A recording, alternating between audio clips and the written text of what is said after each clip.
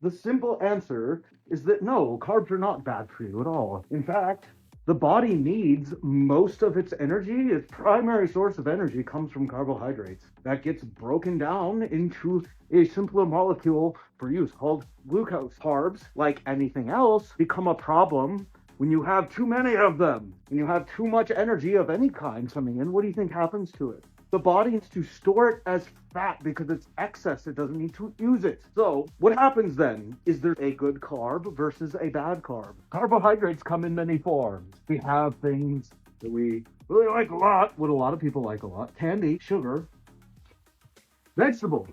Yes, vegetables are carbohydrates within themselves. And then we have things like bread. Now, what differentiates one from the other as healthy versus not healthy? It has to do with how quickly does it absorb? How much digestion is needed in order to reach your bloodstream? Simple carbohydrates, those like sugar, those like white flours, those like white rice, white potatoes, they don't really need to do much to digest. And so what happens is they just get immediately into your bloodstream. Your blood sugar will spike. Your body thinks, oh, wow, we've got all this extra. What do we do with it? Let's store it as fat. And then since it's no longer in your stomach, it's not digesting anymore, it drops. So essentially, in order to keep your blood sugar stable, is to eat more complex carbohydrates. Those like whole wheats, whole grains, vegetables, those digest quite slowly.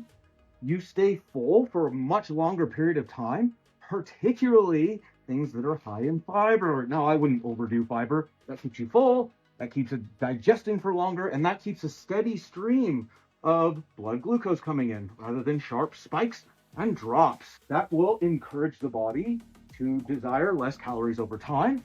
And because they stay in your stomach for longer, you stay fuller for longer, you actually end up eating less calories at the end of the day. You may feel like you've eaten the same amount of food, but you have not. The key to body composition, you give the body precisely the things that it needs and try to limit, or maybe even get rid of entirely, the things that it doesn't.